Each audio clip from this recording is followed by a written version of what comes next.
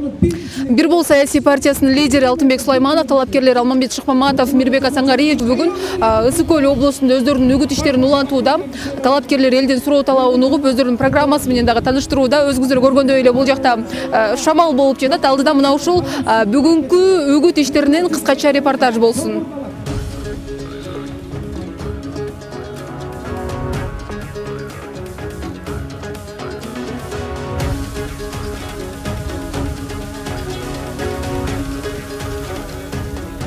Bugün elge erkinlik gerek. Söz erkinlik emez, kıymıl erkinligi. Kaysıl жерге барбаңыздар, справканын üstünden справка, анын üstünden dağın bankı var, alcakı var, atаңına var, enenge var, büt жактан очерет, büt жактан атайын сиздердин убактыңыздарды ала турган, сиздерди жалдырата турган, сиздерди күттүрө турган, сиздерди бирөөлөргө звонок кылдырта турган система бүгүнкү күнгө чейин калыптанып турат. Ал системанын içinde калыптанган бизге окшогондор 30 жылдан бери отургандар. Өзгөрткүсү келбейт, алар өмүр бою чоң болуп, өзүнүн жеке кызыкчылыгы менен өзүнүн бийлигин кармагалы отургусу келет. Мына ушундай жигиттер ошол системаны талкалаганы келет. Алтынбек мырза, мына ушул үгүт кампаниясында бир бол башка партиялардан өзүнүн креативдүүлүгү менен айырмаланды окшойт. Ошол эле соңку ирет Эмиль Эсеналиевдин партия тууралуу тарткан вайны дагы көпчүлүктүн мындай талкуу чордонуна айланды десек дагы болот. Сиз бул тууралуу сиздин пикириңизди уккум келип отурат да, өзүңүз көрдүңүзбү? Ооба, көрдүм. Түрдүү комментарийлер болду. Эми бул шайлоо деген биз негизи мындай көнүп калганбыз да, шайлоо деген мындай бир стандарт менен мындай серьезный болуш керек. Шайлоонун аягында элдер бири-бири менен ушундай сүйлөшпөй калыш керек, ушундай деген соңку маалда ушундай болуп келип калыптанып калбадыбы. Негизи шайлоо деген бул бир майрам болуш керек да, шайлоонун жыйынтыгычы. Шайлоо уткандар, утулгандар бири-бирин куттуктап, элде мындай жакшы маанай болуш керек. Биз ошондой шайлоо маданиятын башкача калыптандырышыбыз керек. Ошого бир аз болсо дагы аракет кылганбыз.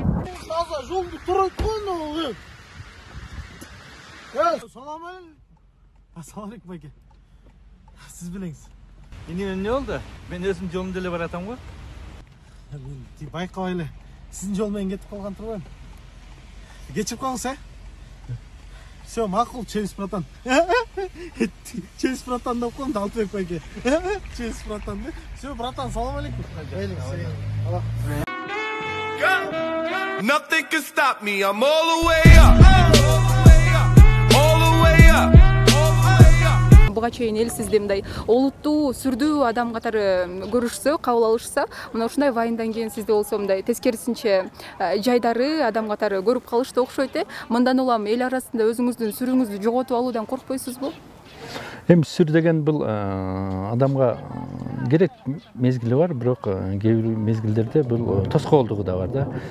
Адам негизи ошол ситуацияга карап, күлө турган жерде күлүп, жылмая турган жерде жылмайып, анан мындай серьезный болуп, сүрдүү боло турган жерде анын өзүнүн орду болуш керек. Бүт эле жерде ушинтип сүрдүү болуп жүрө берсең, анда элдер менен сүйлөшпөй калышы мүмкүн.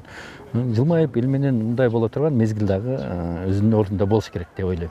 Бир бол партиясы бир эки көпөстүн кызыкчылыгы үчүн улуттун намысын, улуттун келечегин, мамлекеттин көз карандыстыгын башка бирөөлөргө карматууга жол бербейбиз. Биз алар менен акыр аягына чейин күрөшөбүз жана эл дагы жол бербейт деп ишенебиз. Агай, жалпы канча регионду кыдырдыңыздар, алдыда дагы канчасы калды? Анан дагы эл арасында мындай сөз бар го, депутаттар үгүт иштери учурунда гана региондорду аралап калат деп. Анан сиз буга кандай өзүңүздүн пикириңизди билдире элеңиз? Негизи депутат болгондон кийин дагы региондордон кабар алып турасыздарбы? Биз азыр шайлоо маалында бүт Кыргызстанды кыдырып чыктык. Анткени биз өзүбүздүн партиянын убадаларын жана программасын эл менен тааныштырышыбыз керек. Мен 6-сазыкта депутат болчумун. Ошол маалда биз бүт Кыргызстанды, бүт районду кыдырып чыкканбыз. Буюрса биздин фракция парламентке келип калса, сөзсүз түрдө мурунку өзүбүздүн программа боюнча жума сайын бизде ошол коомдук кабылдамалар аркылуу жума сайын өтө турган фракциянын жыйындарында ошол региондун проблемаларын көтөрөбүз. Анткени бул биздин партиянын программасында да бар. Ал эми регионду кыдырган айына бир жолу биз регионго чыгып туруу биздин ошо программабызда бар. Биз Үгүт компаниясына старт берилген күнү кезиккенбиз. Мына ушинтип шайлоого дагы саналуу гана күндөр калды. Анан региондорду аралап жүрүп, колдоочуларыңыздар көп экенине дагы бир ирет ынансаңыздар керек. Биз региондорду аралап жүрүп, мен бир нерсени жеке байкадым. Биз барып, жолугуп, сүйлөшүп кеткен жерлерде пикир оңолуп атты. Анткени эл көсөн, эл кыракы болот. Биздин партиянын 98% жаштар. Эң улуусу менмин, мен 50дөмүн. Калганын бардыгы менден кичүү жаштар. Эң кичүүбүз Нурсултан Кубан 27-де. Бизде жаш жаратман прогрессивдүү күчтүү команда. Ошондуктан жана жаштар дагы ошо элди мобилизовать этип, элдердин көп жаш жаратман күчкө ишенип, тазалануу, элик тазаланууну каалап аткан элдердин баардыгы бизге ишенип атат.